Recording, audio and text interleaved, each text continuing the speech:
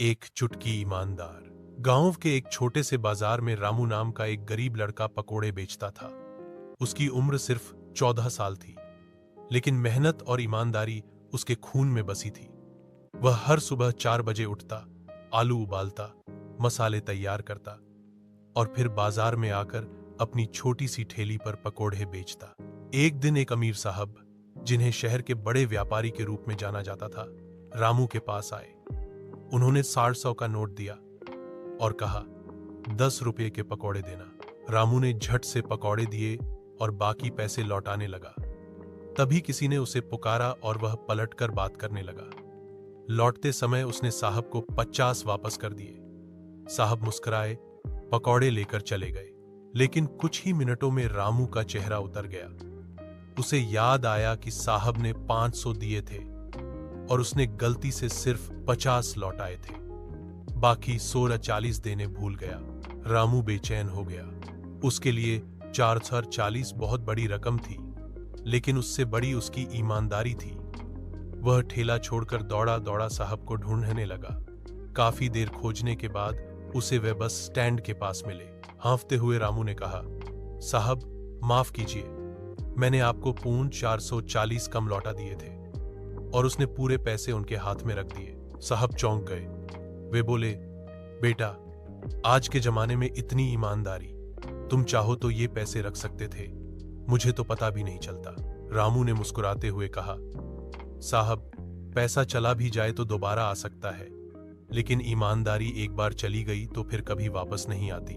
साहब ने गहराई से देखा और कहा, तूने आज मुझे सिखाया कि असली अमीरी जेब में नहीं, दिल में होती है। उन्होंने रामू को 1000 इनाम में दिए और उसके लिए शहर के स्कूल में दाखिले का इंतजाम भी करवा दिया। सीख, ईमानदारी चाहे एक चुटकी ही क्यों न हो, वह किसी की जिंदगी बदल सकती है। छोटे कर्म भी बड़े बन जाते हैं जब उनमें सच्चाई और नैतिकता होती है। एक बार की बात, किसी जंगल में एक बड़ा सा पेड़ था। उस पेड़ पर प्रतिदिन बहुत से पक्षी आकर विश्राम करते थे। एक दिन एक बहेलिये ने पक्षी पकड़ने की इच्छा से वहां चावल के दाने फैला दिए और उसके ऊपर जाल बिछा दिया और स्वयं एक पेड़ के पीछे छिपकर बैठ गया। कुछ समय बाद उस पेड़ पर एक कबूतरों का झुंड आकर विश्राम करने लगा। तभी उनकी नजर चावलों के दानों पर पड़ी। दाने देखकर उनकी भूख जाग उठी और वह दाने चुगने के लिए जाने लगे। तब उनके मुखिया ने उन्हें समझाया कि उसे इन दानों के पीछे कुछ गड़बड़ लग रही है, इसलिए उन्हें यह दाने नहीं चुगने चाहिए। पर कबूतरों ने अपने मुखिया की बात नहीं सुनी और दाने चुगने के लिए चले गए। सारे कबूतर जाल में फंस गए। उन्हें अपने मुखिया की बात न मानने तथा लालच करने की सजा मिल गई। उनके मुखिया ने उन्हें एक दिशा में उड़ने के लिए कहा। सब कबूतर जाल के साथ एक ही दिशा में उड़े और बहेलिया देखता ही रह गया। सब कबूतर अपने मुखिया के दोस्त चूहे के घर जा पहुंचे। चूहे ने अपने पैने दांतों से जाल काटकर कबूतरों को मुक्त कर दिया। कबूतरों ने अपने प्राण बचाने वाले नन्हे चूहे को बहुत बहुत धन्यवाद दिया और सब कबूतर नीले आसमान में फिर उड़ गए। इस तरह हमें पता चलता है कि हमें कभी लालच नहीं करना चाहिए, अन्यथा हम भी कबूतरों की तरह संकट में फंस सकते हैं। साथ ही हमें यह भी शिक्षा मिलती है कि एकता में ही शक्ति है। बुढ़ापा। एक छोटे से गांव में हरिराम नाम का एक बूढ़ा किसान रहता था। उसने पूरी जिंदगी मेहनत करके अपना घर, जमीन और संपत्ति बनाई थी। उसके 3 बेटे थे, जो अब बड़े होकर अपने अपने काम में व्यस्त थे।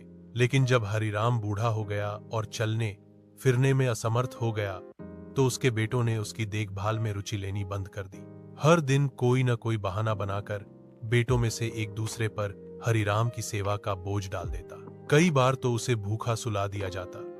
एक दिन हरिराम ने अपने पुराने संदूक से एक लोहे का छोटा सा डिब्बा निकाला और उसे खूब चमकाया। उसने जानबूझकर बेटों के सामने कहा, इस डिब्बे में मेरी सारी जमा पूंजी है, जो मैं अपने अंतिम समय के लिए बचा कर रखा हूं। अब बेटों का व्यवहार एकदम बदल गया।